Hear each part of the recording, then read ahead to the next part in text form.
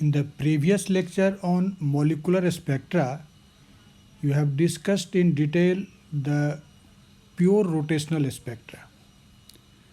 And you have seen when you talk about the pure rotational spectra, particularly of diatomic molecules, then you assume that the two atoms of a heteronuclear molecule rotate about the center of mass of the molecule. But you should know this rigid rotator model of diatomic molecule is actually an ideal situation. जब आप मानते हैं कि दो जो atom है particularly heteronuclear molecule का वो अपने सेंटर ऑफ मास के अबाउट रोटेट करता है और किसी टाइप का मोशन उसमें नहीं होता है, तो एक्चुअली यह एक बिल्कुल ही आइडियल सिचुएशन है. The actual state of affairs is totally different from it. It means you can not treat the diatomic molecule as a pure rigid rotator. In fact वास्तविकता क्या है, एक्चुअली होता क्या है कि जब आप बात करते हैं एक डायटोमिक मॉलिक्यूल का, तो उस मॉलिक्यूल का जो दो एटम है, जैसे आप इस फिगर को देखिए, अगर हम इस डॉट को कहें कि this is the first atom of the diatomic molecule and this two represents its second molecule, so second atom. In fact ऐसी स्थिति में इस दोनों एटम के बीच का एक पर्टिकुलर डिस्टेंस होता है जिस समय इस दोनों एटम के बीच नेट फोर्स जीरो होता है, जो आगे हम आपको डिस्कस करेंगे कि एक्चुअली इस दोनों एटम के बीच एट्रैक्टिव और रिपल्सिव दोनों ही फोर्स काम करता है. और जब इसके बीच का सेपरेशन एक पर्टिकुलर वैल्यू R0 पर होता है, which is actually called equilibrium separation और critical separation, then actually the attractive force and the repulsive force cancel one another, जो आप आगे जस्ट अभी हम आपको डिस्कस करेंगे. तो ऐसे स्टेट ऑफ मॉलिक्यूल को उसका इक्विलिब्रियम स्टेट बोलेंगे.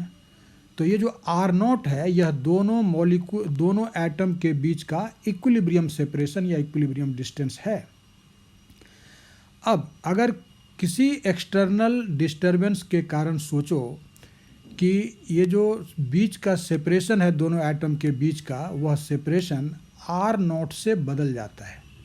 सपोज कीजिए कि that distance now becomes R0 plus delta R, जो आप इस सेकंड फिगर में देखते हैं कि now the separation between the two atoms is R0 plus delta R. It means the separation has been increased by delta R. या ऐसा भी हो सकता है कि दोनों एटम के बीच का जो सेपरेशन है वह डेल्टा आर से डिक्रीज कर गया. It means R now becomes R0 minus delta R. In fact ऐसे कंडीशन में होता क्या है कि ये जो दोनों एटम है यह म्यूचुअल इंटरेक्शन से, दोनों एटम का जो न्यूक्लियस है वह एक दूसरे को इंटरेक्ट करता है, और इनफैक्ट उस इंटरेक्शन का इफेक्ट ये होता है कि अपने इक्विलिब्रियम पोजीशन के अबाउट ये दोनों एटम वाइब्रेट करता है या ऑसिलेट करता है. जैसे मानो कि ऐसा लग रहा है कि दोनों एटम एक मासलेस स्प्रिंग से कनेक्टेड हो, और उस वही जो स्प्रिंग फोर्स है उसके कारण इस दोनों के बीच ये दोनों एटम ऑसिलेट करता है. ऐसा आप जस्ट एक एनालॉजी ले सकते हैं. ठीक है. इनफैक्ट जो दोनों एटम के बीच का सेपरेशन है R, that changes in periodic manner, ये किसी तरह से चेंज नहीं करता है बल्कि एक पीरियोडिकली चेंज करता है. ठीक है. और इस पीरियोडिक चेंज का मतलब ये हुआ कि हमारा जो मॉलिक्यूल है वह अब जस्ट बिहेव कर रहा है एक ऑसिलेटर की तरह. लेकिन यहाँ भी एक ख़ास बात है कि अगर ये जो डेल्टा आर आपने माना कि इसका चेंज हुआ R0 के रिस्पेक्ट में, या कहो कि ये इस ऑसिलेशन का जो एम्पलीट्यूड है वह एम्पलीट्यूड अगर बहुत लार्ज नहीं होता है, मतलब जेंटल ऑसिलेशन आप कह सकते हैं, तो वैसी स्थिति में आप इस मॉलिक्यूल को ट्रीट कर सकते हैं जस्ट एक लीनियर हार्मोनिक ऑसिलेटर के तरह. ये सब बात हमने यहाँ मेंशन किया है, आप इसको नोट कर सकते हैं कि जो एम्पलीट्यूड है वाइब्रेशन का डेल्टा आर, हमने कहा कि अगर वह स्मॉल है जिसको आप जेंटिल ऑसिलेशन कह सकते हैं। स्मॉल का मतलब इस आर नॉट के रेस्पेक्ट में यह काफ़ी छोटा है। वैसी स्थिति में this molecule can be treated like a simple harmonic oscillator, simple harmonic oscillator, या आप कह सकते हैं कि यह सिंपल हार्मोनिकली उस समय ऑसिलेट करेगा। लेकिन अगर यह डेल्टा आर मच स्मॉलर नहीं है आर नॉट के तुलना में, it means you are saying that when delta r is not much smaller than r naught, in fact in that condition the oscillation will take place, but that oscillation will be not simple harmonic oscillation। ऐसी स्थिति में हम लोग molecule को कहते हैं कि वह जस्ट बिहेव करता है एक एन हार्मोनिक ऑसिलेटर की तरह।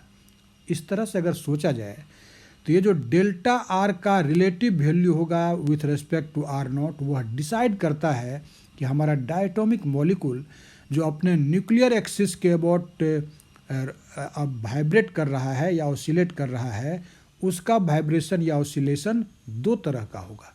डेल्टा आर अगर आर नॉट जो इक्विलिब्रियम सेपरेशन है उसके रेस्पेक्ट में अगर बहुत ही छोटा है, in that very condition the molecule just acts like a linear harmonic oscillator. But if this delta r is not much smaller than r naught, it means delta r is comparable to r naught, in that condition the molecule behaves like an anharmonic oscillator। हम लोग आगे जब actual proper theory पढ़ेंगे इस vibrational rotational spectra का, तो दोनों ही situation को पढ़ेंगे। लीनियर हार्मोनिक ऑसिलेटर की तरह मॉलिक्यूल को ट्रीट करेंगे और एन हार्मोनिक ऑसिलेटर की तरह भी ट्रीट करेंगे। एक्चुअली जो बात अभी हमने आपसे कहा, अब उसी को थोड़ा सा क्वांटिटेटिव रूप में हम लोग इन डिटेल समझने जा रहे हैं। बात वही होगी जो हमने अभी कहा है, लेकिन कैसे, इस बात को आप अब इन डिटेल समझिए। मान लीजिए कि हमारा जो दो एटम है एक डायटोमिक मॉलिक्यूल का, वह आर डिस्टेंस से सेपरेटेड है किसी मोमेंट पर, लेकिन अभी आपने पढ़ा कि ये जो आर है, इनफैक्ट यह R due to interaction change करता है पीरियोडिक मैनर से, ठीक है। इनफैक्ट इस दोनों के बीच जो इंटरेक्शन होगा, उस इंटरेक्शन के कारण इसमें पोटेंशियल एनर्जी डेवलप होता है। अगर आप सपोज कीजिए कि इसका पोटेंशियल एनर्जी है V ऑफ R, तो ये V ऑफ R के टर्म में आप इस दोनों के बीच काम करने वाले फोर्स को डिफाइन कर सकते हैं। आप जानते हैं कि कोई भी जो कंजर्वेटिव फोर्स होता है F of R, that is simply the negative gradient of potential or potential energy, that is F of R is equal to minus del V by del R। It means जो potential energy versus R का curve होगा, उस curve का जो slope है, what is this del V by del R, this is slope of the curve. In fact that slope measures the force acting between the two atoms. V का graph R के against और force जो दोनों atom के बीच काम कर रहा है उसका ग्राफ R के अगेंस्ट इस फिगर में दिखाया हुआ है। आप जरा ध्यान से देखिए। हम लोग यह देख रहे हैं कि एक पर्टिकुलर पॉइंट है, मान लो यह P, जिस पॉइंट पर आप ध्यान दीजिए कि जो फोर्स दोनों एटम के बीच काम कर रहा है वह जीरो है। P पॉइंट के कोरस्पॉन्डिंग F का वैल्यू आप ध्यान से देखिए, जीरो के बराबर है। और जब एटम के बीच फोर्स जीरो होगा, इसका मतलब हमारा मॉलिक्यूल अब इक्विलिब्रियम स्टेट में है। इसलिए जिस पॉइंट पर यह फोर्स जीरो है, उस समय R का जो वैल्यू होगा दैट इज इक्विलिब्रियम सेपरेशन। और आप फिगर में देख सकते हैं कि वह इक्विलिब्रियम सेपरेशन हमने क्या माना है, R not. So R not is the equilibrium separation. And when the system is in equilibrium, you can see the curve for this V of R। जब पोटेंशियल एनर्जी कर्व को आप देखते हैं तो पोटेंशियल एनर्जी एक्चुअली उस समय minimum है। ध्यान से देखो, पोटेंशियल एनर्जी कर्व के लिए यहाँ पॉइंट मिल रहा है और ये मिनिमा को एक्चुअली कॉरस्पॉन्ड कर रहा है।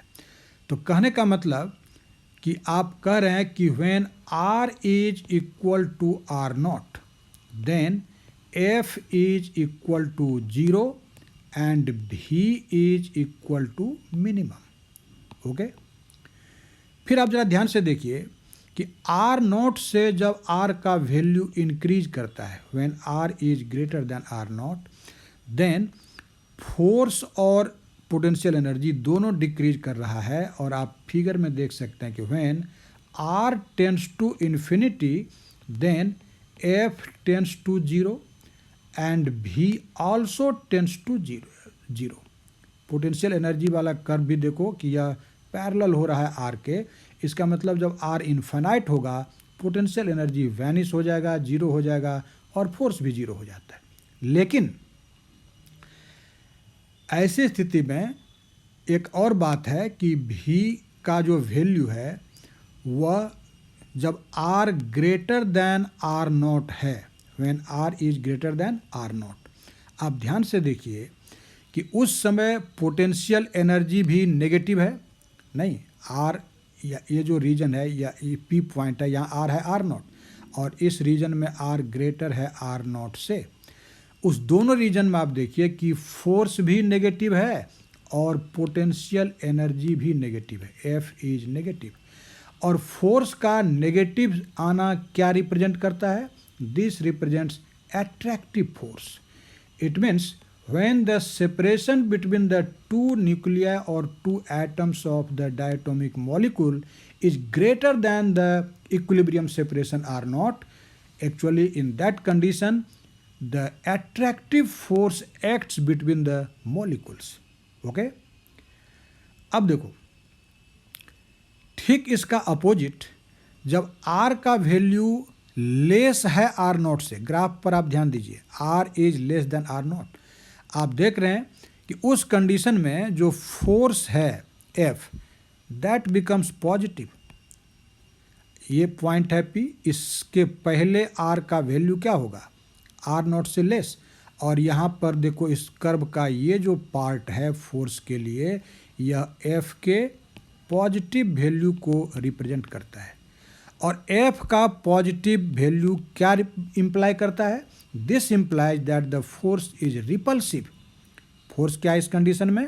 रिपल्सिव। इसका मतलब हुआ कि हमारे डाई एटॉमिक मॉलिक्यूल के दोनों एटम या न्यूक्लियस के बीच एट्रैक्टिव फोर्स भी काम करता है और रिपल्सिव फोर्स भी काम करता है। ये डिपेंड करता है कि what is the separation between the two atoms of the molecule. Okay, और सिंपल सी बात है कि when R is greater than R0 the force acting between the two atoms or nuclei is attractive and when R is less than R0 then the force is repulsive. तो सवाल पैदा होता है कि जब R बराबर होगा R0 के तब क्या होगा? सिंपल सी बात है, जब R इक्वल होता है R0 के तब हमारे मॉलिक्यूल के दोनों एटम के बीच जो मैग्नीट्यूड होता है रिपल्सिव फोर्स का और एट्रैक्टिव फोर्स का दोनों सेम होता है और इसीलिए नेट फोर्स 0 हो जाता है। ओके, और जब नेट फोर्स 0 होगा सिस्टम इक्विलिब्रियम में होगा, दोनों एटम हमारे मॉलिक्यूल का रेस्ट में आ जाएगा, उस समय रेस्ट में रहेगा। और उसी रेस्ट के पोजीशन से अगर आप अपने सिस्टम को डिस्टर्ब करते हैं, दैट इज R0 से R के वैल्यू को चेंज करते हैं, या तो बढ़ाते हैं या घटाते हैं, तो क्या होगा? जैसे ही तुम R का वैल्यू R0 से बढ़ाओगे एट्रैक्टिव फोर्स काम करेगा, दोनों एटम एक दूसरे को पुल करेगा। और जब R का वैल्यू R0 से लेस होगा, अब दोनों एक दूसरे को रिपेल करने लगा। इसलिए ये जो इंटर एटॉमिक फोर्स दोनों एटम के बीच काम करता है, आप देख रहे हैं कि अगर वह R मान लो R0 से बड़ा है तो क्या देखा आपने कि दोनों के बीच एट्रैक्टिव फोर्स काम करेगा 1 और 2 के बीच। So this force now acts just like a restoring force, दोनों एटम एक दूसरे के तरफ पुल्ड होगा, ठीक है। लेकिन जैसे ही R लेस है R0 से, देन व्हाट विल हैपन? तब ये दोनों मॉलिक्यूल दोनों एटम एक दूसरे को रिपेल करता है, ठीक है। इस तरह से आप देखते हैं कि जो इंटर एटॉमिक फोर्स है that just acts like a restoring force, and under this restoring force the two atoms of the molecule vibrate or oscillate about the equilibrium position. इस इक्विलिब्रियम पोजीशन के अबाउट उसका vibration होता है। हम उम्मीद करते हैं कि आपने इन बातों को समझा होगा। And for your convenience I have mentioned all these facts here. You can see here. I am just repeating the fact which I have mentioned. जो हमने अभी आपको बताया, हमने उस सारी बातों को लिख भी दिया है, आप इसको नोट डाउन कर सकते हैं। और हम जस्ट आपके सुविधा के लिए देखिए एक बार फिर से उसको रिपीट कर देते हैं। क्या लिख रहे हैं? The force F between the two atoms in the molecule is a function of distance r. r पर डिपेंड करता है वह force. And corresponding to this force, you can define the potential energy of the molecule V of R, and F बराबर होता है negative gradient of potential energy minus del V by del R। और जो graphical plot है, जैसा अभी हमने आपको बताया था कि आपने ग्राफ में देखा है कि when R tends to infinity, then V tends to 0 and F also tends to 0। ठीक है। और जब R नोट के इक्वल है उस समय भी है मिनिमम, जिसको हमने माइनस भी नोट कहा है, और फोर्स है 0 जो आप देख चुके हैं।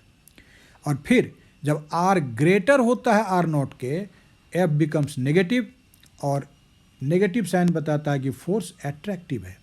And when R is smaller than R naught, then F is positive and it means force is repulsive. बात समझ आई? इसका मतलब हमारे दोनों एटम के बीच अट्रैक्टिव रिपल्सिव दोनों फोर्स लगता है, और यही फोर्स R नॉट सेपरेशन पर 0 है जो इक्विलिब्रियम पोजीशन है। और आप जानते हैं कि ऑसिलेशन का कंडीशन है कि there must be an equilibrium position, that is a position where the net force on the oscillator is 0। और जब उससे आपका सेपरेशन चेंज करता है, उस पर एक रीस्टोरिंग फोर्स काम करता है, और under that restoring force the system vibrates और ऑसिलेट्स। इसलिए यहाँ जो हमारा दोनों एटम है वह इंटर न्यूक्लियर एक्सिस के अलोंग क्या करेगा? वाइब्रेट करेगा। अगर आपने इक्विलिब्रियम सेपरेशन R नॉट से सेपरेशन को मॉलिक्यूल को डिस्टर्ब करके चेंज कर दिया है। ओके, हम उम्मीद करते हैं कि आप इन बातों को समझ रहे हैं। अब देखिए, अगर मान लो अब इस सिस्टम को, दैट इज मॉलिक्यूल को, आउटसाइड से एनर्जी दिया जाए, और एनर्जी देने का मतलब है कि आप उसको उसके काइनेटिक एनर्जी को बढ़ा रहे हैं, और काइनेटिक एनर्जी बढ़ते बढ़ते अगर जो उसका मिनिमम पोटेंशियल एनर्जी है V नॉट, अगर उस V नॉट के बराबर kinetic, that is V naught kinetic energy दे दिया, उसमें V नॉट काइनेटिक एनर्जी का वैल्यू है, और उसका एनर्जी मिनिमम है minus V naught potential energy, तो ये हो जाएगा 0। अगर आप उसको V नॉट से ज़्यादा एनर्जी दे देंगे तो एज ए होल कुछ काइनेटिक एनर्जी डेवलप होगा, और वैसी स्थिति में दोनों एटम एक दूसरे से सेपरेटेड हो जाएगा, मतलब उसके बीच जो एक बॉन्ड बना हुआ था वह ब्रेक कर जाएगा, and the two atoms will fly apart and the molecule will get dissociated. Molecule क्या होगा? वो अपने एटम में डिसोसिएट कर जाएगा। ठीक है। अब यहाँ पर ध्यान से देखिए कि अभी जो आप कह रहे हैं कि दोनों जो एटम है वह ऑसिलेट कर रहा है, और आप जानते हैं कि ऑसिलेशन के समय जो डिस्प्लेसमेंट है उसका R, वह R पीरियोडिक मैनर से वैरी करेगा। मतलब इंटर न्यूक्लियर जो डिस्टेंस है दोनों एटम के न्यूक्लियस के बीच का दूरी R, दैट वैरीज पीरियोडिकली। और अगर यह पीरियोडिक मैनर से वैरी करता है तो चूंकि हमारा जो यह डायटोमिक मॉलिक्यूल है, अगर हम उसको हेट्रोन्यूक्लियर मॉलिक्यूल माने, तो आप रोटेशनल स्पेक्ट्रम पढ़ने समय भी पढ़े हैं कि हेट्रोन्यूक्लियर मॉलिक्यूल में परमानेंट डायपोल मोमेंट होता है। ठीक है। अब जरा ध्यान से सोचो कि अगर हम अब पोलर मॉल जैसे HCl है, आप इसको मानते हैं कि H plus Cl minus polarity develop होता है। अगर इसके चार्ज को हम प्लस Q और माइनस Q कह दें तो यह मॉलिक्यूल जस्ट इक्विवेलेंट है एक इलेक्ट्रिक डायपोल का, और उस डायपोल का जो डायपोल मोमेंट होगा that will be equal to Q into R. Okay, but here this R is changing periodically. R किस मैनर से बदल रहा है? पीरियोडिक मैनर से. जब R बदलेगा पीरियोडिक मैनर से, ध्यान से देखो, तो उसका जो डायपोल मोमेंट P है वह भी पीरियोडिक मैनर से वैरी करेगा. और अगर किसी डायपोल का डायपोल मोमेंट पीरियोडिकली वैरी करता है तो आप पढ़ें इलेक्ट्रोडायनेमिक्स में कि that is called an oscillating electric dipole. ये हमारा इलेक्ट्रोस्टैटिक इलेक्ट्रिक डायपोल नहीं होगा, बल्कि एक इलेक्ट्रिक डायपोल जिसका डायपोल मोमेंट पीरियोडिकली वैरी करता है उसको हम लोग ऑसिलेटिंग इलेक्ट्रिक डायपोल कहते हैं. इसका मतलब एक हेट्रोन्यूक्लियर मॉलिक्यूल, जिस मॉलिक्यूल में परमानेंट डायपोल मोमेंट है, वह जस्ट बिहेव करता है एक ऑसिलेटिंग इलेक्ट्रिक डायपोल की तरह. और आपने इलेक्ट्रोडायनेमिक्स में पढ़ा है, आप मेरा वीडियो देख सकते हैं ऑसिलेटिंग इलेक्ट्रिक डायपोल पर, हमारा कई वीडियोज है इलेक्ट्रोडायनेमिक्स में, वहाँ आप पढ़ सकते हैं कि कोई जो ऑसिलेटिंग इलेक्ट्रिक डायपोल है वह अपने ऑसिलेशन के समय रेडिएशन इमिट करता है, और रेडिएटेड इमिशन का जो फ्रीक्वेंसी होता है क्लासिकल इलेक्ट्रोडायनेमिक्स के हिसाब से वह इमिटेड फ्रीक्वेंसी एग्जैक्टली उतना ही होता है जो कि उस ऑसिलेशन का फ्रीक्वेंसी है. It means frequency of oscillation of the electric dipole या उसका डायपोल मोमेंट का ऑसिलेशन जिस फ्रीक्वेंसी से होगा उसी फ्रीक्वेंसी के इलेक्ट्रोमैग्नेटिक रेडिएशन को वह डायपोल इमिट करेगा. ठीक इसका अपोजिट, अगर तुम उस ऑसिलेटिंग इलेक्ट्रिक डायपोल पर इलेक्ट्रोमैग्नेटिक रेडिएशन इंसिडेंट कराते हो, उसके साथ इंटरेक्शन कराते हो, तो वह इलेक्ट्रिक डायपोल उस फ्रीक्वेंसी के रेडिएशन को एब्जॉर्ब कर लेगा जिसका फ्रीक्वेंसी एग्जैक्टली ऑसिलेशन के फ्रीक्वेंसी के बराबर होगा.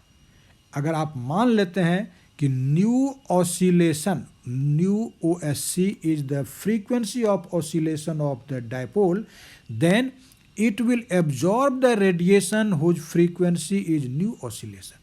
This is the concept of classical electrodynamics. बात समझ में आई कि कोई भी इलेक्ट्रिक डायपोल है, उसका डायपोल मोमेंट अगर ऑसिलेटिंग नेचर का है, वह पीरियोडिकली चेंज कर रहा है, तो वह इलेक्ट्रिक डायपोल अपने ऑसिलेशन के समय इलेक्ट्रोमैग्नेटिक रेडिएशन इमिट करेगा.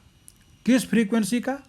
तो जो उसके ऑसिलेशन का फ्रीक्वेंसी है उतने ही फ्रीक्वेंसी के रेडिएशन को वह इमिट करता है. और ठीक इसका अपोजिट, अगर उसके ऊपर इलेक्ट्रोमैग्नेटिक रेडिएशन इंसिडेंट कराया जाए तो उस इंटरेक्शन के दरमियान वह उस फ्रीक्वेंसी के रेडिएशन को एब्जॉर्ब करता है जो उसके ऑसिलेशन के फ्रीक्वेंसी से मैच करता है. अब आप अपने हेट्रोन्यूक्लियर डायटोमिक मॉलिक्यूल के बारे में सोचिए. आप जान रहे हैं कि एक हेट्रोन्यूक्लियर डायटोमिक मॉलिक्यूल का डायपोल मोमेंट ऑसिलेट करता है. इसका मतलब एक heteronuclear diatomic molecule is just equivalent to an oscillating electric dipole. इसलिए क्या होगा कि हमारा जो हेट्रोन्यूक्लियर डायटोमिक मॉलिक्यूल है, जैसे HCl है, HBr है, HF है, वह अपने ऑसिलेशन के समय रेडिएशन को इमिट करेगा, और इमिटेड रेडिएशन का फ्रीक्वेंसी वही होगा जो उसके अपने ऑसिलेशन का फ्रीक्वेंसी है, जो उसका नेचुरल फ्रीक्वेंसी है. और अगर आपने उस पर रेडिएशन फॉल ही करा दिया तो वैसी स्थिति में वह उसी फ्रीक्वेंसी के रेडिएशन को हमारा वह मॉलिक्यूल एब्जॉर्ब कर लेगा. और यही कारण है कि एक हेट्रोन्यूक्लियर मॉलिक्यूल दो तरह के स्पेक्ट्रम को एराइज करेगा. इमिशन स्पेक्ट्रा भी उससे मिलेगा, ऑसिलेशन के समय रेडिएशन इमिट करता है वह, और एब्जॉर्प्शन स्पेक्ट्रा भी मिलेगा क्योंकि वह रेडिएशन को एब्जॉर्ब भी करता है. Okay, that's why you can say that A molecule which has permanent dipole moment, वही मॉलिक्यूल दे सकता है कौन चीज़? तो वाइब्रेशनल स्पेक्ट्रा, या वाइब्रेशनल रोटेशनल स्पेक्ट्रा को, या रोटेशन वाइब्रेशन स्पेक्ट्रा को. दूसरी तरफ आप जानते हैं कि हमारा जो होमोन्यूक्लियर मॉलिक्यूल होता है, जिस मॉलिक्यूल का एक्चुअली दोनों एटम सिमिलर होता है, जैसे मान लो H2 है, O2 है, N2 है, ऐसा अगर तुम मॉलिक्यूल कंसिडर करते हो, तो क्या ऐसे मॉलिक्यूल में परमानेंट डायपोल मोमेंट होता है? नहीं। अगर हम कोई भी एग्जांपल ले लें, मान लो कि हम H2 की बात करते हैं, तो H2 का दोनों एटम तो सिमिलर है ना, तो बॉन्डेड पेयर ऑफ इलेक्ट्रॉन को ये दोनों इक्वली पूल करता है, so no polarity is developed and these molecules have no permanent dipole moment. Oscillation इसमें भी होगा। डायटोमिक मॉलिक्यूल अगर होमोन्यूक्लियर है तो उसका भी दोनों एटम क्या करेगा, वह ऑसिलेट करेगा, लेकिन चूंकि उसका डायपोल मोमेंट परमानेंट रूप से जीरो है, इसका अर्थ ये हुआ कि उसका डायपोल मोमेंट पीरियोडिकली चेंज नहीं करता है। और जब तक डायपोल मोमेंट पीरियोडिकली नहीं वैरी करेगा, तब तक आप उसको ऑसिलेटिंग इलेक्ट्रिक डायपोल कह ही नहीं सकते। और यही तो कारण है कि homonuclear molecule is not equivalent to an oscillating electric dipole, and that's why such molecules do not give rise to any spectra। वह न एनर्जी को, रेडिएशन को एब्जॉर्ब करेगा और न ही वह इमिट करेगा। इसलिए जो वाइब्रेशन रोटेशन स्पेक्ट्रा है वह होमोन्यूक्लियर मॉलिक्यूल के द्वारा प्रोड्यूस नहीं होता है। ये बात हम आगे भी करेंगे जब हम आपको अब बताने जा रहे हैं कि रोटेशन वाइब्रेशन स्पेक्ट्रा का कुछ इम्पॉर्टेंट फीचर्स क्या है, महत्वपूर्ण विशेषताएं क्या है, वहाँ पर भी हमने इस बात की चर्चा की है। हम उम्मीद करते हैं कि जितनी बात हमने अभी तक की है वो आपके समझ में आया होगा कि किस टाइप का मॉलिक्यूल रोटेशन वाइब्रेशन स्पेक्ट्रा देता है।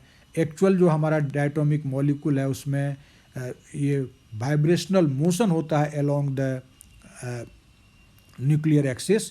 सिर्फ जो आप प्योर रोटेशन में आपने पढ़ा था कि वह दोनों एटम रोटेट करता है, यह एक आइडियल सिचुएशन है। एक्चुअली ऐसा नहीं होता है, बल्कि उस रोटेशन के साथ साथ वह वाइब्रेशन भी करता है, और उस स्थिति में हमारा जो डायटोमिक मॉलिक्यूल हेट्रोन्यूक्लियर होगा, जिसमें परमानेंट डायपोल मोमेंट होगा, उसका डायपोल मोमेंट ऑसिलेट करेगा, और क्लासिकल इलेक्ट्रोडायनामिक्स के हिसाब से वह रेडिएशन इमिट भी करेगा और रेडिएशन एब्जॉर्ब भी करेगा।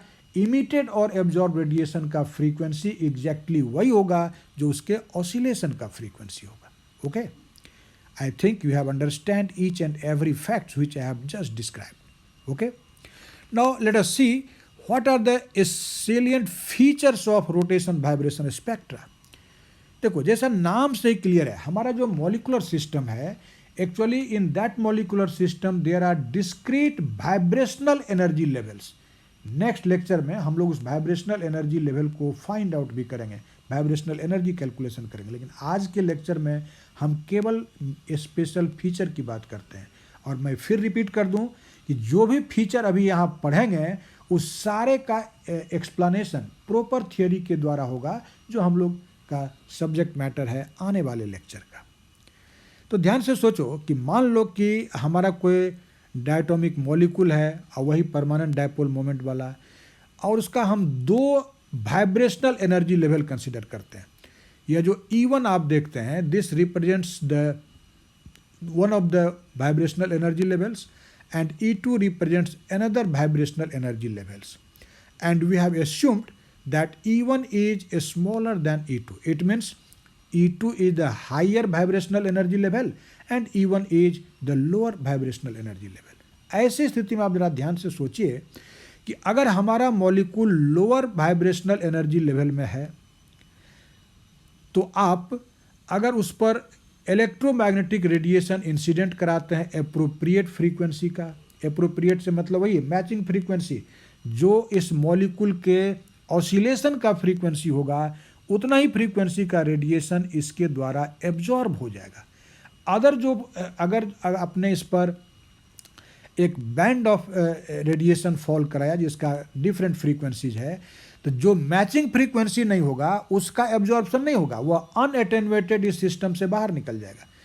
तो वाइब्रेशनल फ्रीक्वेंसी जो है हमारे एटम का, एग्जैक्टली उसी फ्रीक्वेंसी का रेडिएशन इस मॉलिक्यूल के द्वारा, जो कि अभी लोअर वाइब्रेशनल एनर्जी स्टेट में है, एब्जॉर्ब होता है, and this molecules transit to the higher energy level E2। तो इस ट्रांजिशन में रेडिएशन का एब्जॉर्प्शन हो रहा है। So this transition, when the molecular transition takes place from lower vibrational energy level to higher vibrational energy level, then absorption spectra arise. इससे कौन spectra मिलेगा? Absorption spectra. बात समझ आ रही है?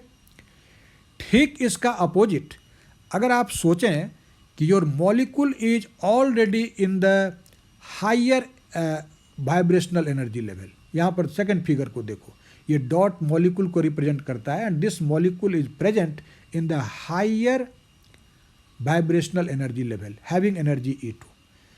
अब इस हायर एनर्जी लेवल से अगर molecular transition lower vibrational energy level पर होगा तो वैसी स्थिति में इसके द्वारा इस दोनों एनर्जी लेवल के डिफरेंस के बराबर एनर्जी इमिटेड होगा। ये जो एरो हेड है, दिस रिप्रेजेंट्स इनफैक्ट इमिशन। मतलब हुआ कि यहाँ पर रेडिएशन इमिटेड हो रहा है and so this process gives rise to emission spectra. It means theoretically you will get both emission and absorption spectra in case of the diatomic molecule. Okay? अब ये जो रोटेशन वाइब्रेशन स्पेक्ट्रा होता है, इसका जो वेवलेंथ होता है, यह वेवलेंथ लाई करता है 1 माइक्रोमीटर से लेकर 10⁻² माइक्रोमीटर या माइक्रोन कह सकते हैं आप। और आप जानते हैं कि ये जो वेवलेंथ का रेंज है 1 माइक्रोन टू 10⁻² माइक्रोन या 100 micron, this is actually the wavelength of near infrared radiation. So you can say that rotation vibration spectra are observed in the near infrared region of the electromagnetic spectrum. Electromagnetic spectrum के किस reason में यह पाया जाता है? तो near infrared reason में, क्योंकि इसका वेवलेंथ 1 माइक्रोन से 10⁻² माइक्रोन का होता है। और यही कारण है कि हम लोग कहते हैं कि जो हमारा इंफ्रारेड रेडिएशन है that is in fact the vibrational spectra. Okay, अब जैसा हमने पहले ही आपको यह एक्सप्लेन कर दिया है कि वो डायटोमिक मॉलिक्यूल जिसमें परमानेंट डायपोल मोमेंट होगा वही इस स्पेक्ट्रा को प्रोड्यूस करेगा। क्यों करेगा? रीजन आप सीख चुके हैं कि डायपोल मोमेंट का ऑसिलेशन होता है, डायपोल मोमेंट पीरियोडिकली चेंज करता है और उस पीरियोडिक चेंज के कारण उसमें एक्सीलरेशन होगा और जो एक्सीलरेटेड चार्ज है वही तो रेडिएशन इमिट करता है या अब्जॉर्ब करता है। इसलिए हमारा जो डायटोमिक मॉलिक्यूल है जिसमें कि परमानेंट डायपोल मोमेंट होगा, that will give only the vibrational spectra. बात समझ आ रही है?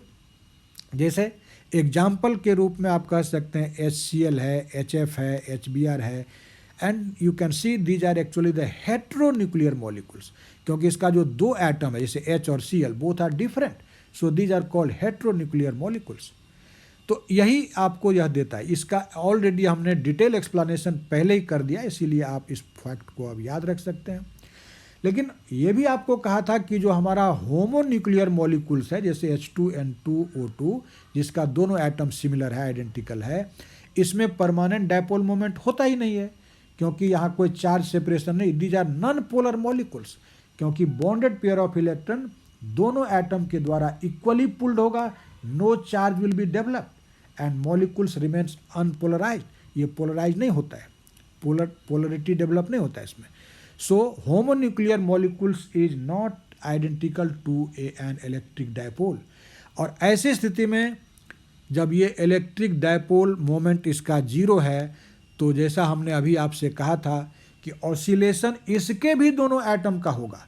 जो इंटरन्यूक्लियर सेपरेशन R है वह इस केस में भी पीरियोडिकली चेंज करेगा, लेकिन डायपोल मोमेंट तो इसका 0 है। नहीं, तुम लिखते हो P = Q times R, but Q is 0। R भले ही बदल रहा है periodically but Q is 0, so 0 × R, R का कुछ भी वैल्यू हो डायपोल मोमेंट तो 0 ही रहेगा ना। So there is no periodic change in dipole moment, it remains always 0। और अगर डायपोल मोमेंट पीरियोडिकली चेंज नहीं करता है तो हमारा क्लासिकल इलेक्ट्रोडायनेमिक्स कहता है कि वह सिस्टम न तो इलेक्ट्रोमैग्नेटिक रेडिएशन को इमिट कर सकता है और न ही उसको एब्जॉर्ब कर सकता है। And that's why a homonuclear diatomic molecule is not capable to produce vibrational spectra. इसके द्वारा कोई वाइब्रेशनल स्पेक्ट्रा पैदा नहीं होगा। ठीक है, इन सारी बातों को हमने फिर यहाँ मेंशन कर दिया, यू कैन नोट इट, आप इसको लिख ले सकते हैं अपने नोटबुक में, ये सब कुछ हमने यहाँ पर मेंशन कर दिया है। लेकिन आगे हम लोग पढ़ेंगे Raman spectra, that is also a molecular spectra, very important molecular spectra. Raman spectra CV Raman Indian scientist का नाम है। वहाँ आप देखेंगे कि ये होमोन्यूक्लियर मॉलिक्यूल जिसमें परमानेंट डायपोल मोमेंट नहीं है, वह वाइब्रेशन रोटेशन स्पेक्ट्रा तो नहीं देगा, लेकिन उसके द्वारा रमन स्पेक्ट्रा प्रोड्यूस होता है। क्यों होता है, कैसे होता है, ये सब आने वाले लेक्चर का सब्जेक्ट मैटर है जब हम रमन स्पेक्ट्रा डिस्कस करेंगे। ठीक है, देखिए अभी थियोरेटिकली हमने कहा कि when molecular transition will take place from higher energy level to lower energy level, energy level means vibrational energy level, then emission spectra is produced, ऐसा अब कहा है। लेकिन व्यवहार में देखा जाता है कि अगर नॉर्मल रूम टेम्परेचर की बात करें तो हमारा जो मॉलिकुलर सिस्टम है उसका सारा का सारा मॉलिक्यूल उसके लोवेस्ट एनर्जी स्टेट में ही रहता है। लोवेस्ट जो वाइब्रेशनल एनर्जी लेवल होगा सारा का सारा वहीं प्रेजेंट रहेगा। मतलब ये कि हायर एनर्जी लेवल ऐसे केस में नॉर्मल रूम टेम्परेचर पर एम्प्टी होता है, केवल मॉलिक्यूल प्रेजेंट है। बोलो कहाँ पर, केवल लोअर लेवल पर। यहाँ देखो फिगर में लोअर लेवल में हमने डॉट बना दिया, but upper levels are vacant, so only absorption is possible. इसलिए केवल एब्जॉर्प्शन होगा, क्योंकि लोअर से ही आप हायर में इसको ले जा सकते हैं। हायर में तो और रूम टेम्परेचर पर होता ही नहीं है। हाँ, अगर टेम्परेचर ही बहुत बढ़ा दिया जाए तब पॉसिबल है, लेकिन रूम टेम्परेचर पर एक्सपेरिमेंट करेंगे, then as the molecules are present in the lowest energy vibrational energy level, so only absorption of radiation will take place। बात सुन आ रही है? और इसलिए हम लोग कहते हैं कि in practice rotation vibration spectra are observed in absorption. ये केवल एब्जॉर्प्शन में ही पाया जाता है, इमिशन स्पेक्ट्रा के रूप में प्रैक्टिस में इसको हम नहीं देखते हैं eight normal room temperature. Okay, अब देखो, अब अगर हम लोग बात करें एक इस स्पेक्ट्रम का, कि इस स्पेक्ट्रम में एक्चुअली हमको जो वाइब्रेशनल बैंड मिलता है वह कैसा मिलता है, तो पर्टिकुलर रूप से हम एक एक्सपेरिमेंटल फैक्ट की बात करते हैं कि अगर आप HCl जैसे मॉलिक्यूल की बात करते हैं या HBr की बात करते हैं या HF की बात करते हैं, तो ऐसे मॉलिक्यूल का जो वाइब्रेशनल स्पेक्ट्रा होता है उसमें देखा जाता है कि there is a most intense band, उसमें एक मोस्ट इंटेंस बैंड मिलेगा। बैंड बोलना, यहाँ लाइन नहीं बोलना, molecular spectra is a band spectra. ठीक है, और वो जो मोस्ट इंटेंस बैंड मिलता है that is called actually fundamental band. क्या बोलते हैं उसको? फंडामेंटल बैंड कहते हैं। लेकिन इस फंडामेंटल बैंड के अलावा HCl जैसे मॉलिक्यूल के स्पेक्ट्रम में ये भी देखा जाता है कि फंडामेंटल बैंड तो प्रेजेंट है ही, उसके साथ साथ उसमें लो इंटेंसिटी का, कम इंटेंसिटी का वीक बैंड्स भी प्रेजेंट है, जिसको हम लोग ओवरटोन्स कहते हैं। जस्ट ये कंपैरिजन आप कर सकते हैं स्ट्रिंग के वाइब्रेशन से। जैसे स्ट्रिंग के वाइब्रेशन में एक फंडामेंटल फ्रीक्वेंसी होता है, उसके बाद जो हायर ऑर्डर का फ्रीक्वेंसी होता है, those are called overtones. Similarly in this case the intense band is called fundamental band, और जो लो इंटेंसिटी का बैंड्स होगा they are called overtones, they are called overtones. ठीक है, अब ध्यान से देखो, यहां पर हमने उसको फिगर में दिखाया है। ये जो न्यू बार है, what is this? This represents actually wave number. Wave number के अगेंस्ट इस बैंड्स को दिखाया गया है। यह जो आप एक अधिक हाइट का यहाँ पर लाइन दिखाए हुए हैं, this is just a band, and ये हाइट जो लार्जर दिखाया गया है वह रिप्रेजेंट कर रहा है लार्जर इंटेंसिटी को, and this is called fundamental, F B is for fundamental band. लेकिन हमने कहा कि इस स्पेक्ट्रम को अगर आप ऑब्जर्व करेंगे तो देखा यह जाता है कि लगभग इक्वल वेव नंबर सेपरेशन पर हमको लो इंटेंसिटीज का हायर ऑर्डर का बैंड्स मिलता है। जैसे आप इसको देखिए, इसका वेव नंबर सेपरेशन, फिर फंडामेंटल के रिस्पेक्ट में, फिर इसके बाद जो मिला दूसरा लो वाला उसका वेव नंबर सेपरेशन, फिर इसके बाद जो मिला उसका वेव नंबर सेपरेशन, ये सभी दो सक्सेसिव बैंड के बीच का wave number separation almost equal होता है। अगर आप स्ट्रिक्टली इसको linear harmonic oscillator diatomic molecule को मानेंगे तब तो ठीक है कि यह सेपरेशन बराबर होगा, लेकिन this is not actual state of affairs. जब हम लोग एन हार्मोनिक ऑसिलेटर जो कि वास्तविकता है वह पढ़ेंगे तो वहाँ देखेंगे कि एक्चुअली ऐसा नहीं होता है ना, ये सेपरेशन एग्जैक्टली सेम नहीं होता है। इसलिए कहते हैं कि जो हमको ओवरटोन्स मिलता है उसका जो वेव नंबर होगा, जैसे जो वेव नंबर फंडामेंटल बैंड का होगा उसका लगभग 2 गुना होगा फर्स्ट ओवरटोन का, फिर उसका वह 3 गुना होगा वेव नंबर सेकंड ओवरटोन का, 4 गुना होगा फिर थर्ड ओवरटोन का। बात सुना रही है? इस तरह से, और इसका इंटेंसिटी आप देखिए ग्रेजुअली या सक्सेसिवली घटता चला गया है। यहाँ जो OT लिखा है, this represents overtones, O for over, T for tone, this represents overtones, FB is for fundamental band. बात सुना रही है? एक और इम्पॉर्टेंट प्रॉपर्टी है इस स्पेक्ट्रम का कि हमारे डायटोमिक मॉलिक्यूल का जो फंडामेंटल बैंड है, एक्चुअली अगर हम HCl की बात करें, प्रॉपर उदाहरण की बात करते हैं HCl, तो एक्चुअली HCl में HCl बना हुआ है H और Cl से नहीं, और जो Cl है इसका 2 आइसोटोप होता है।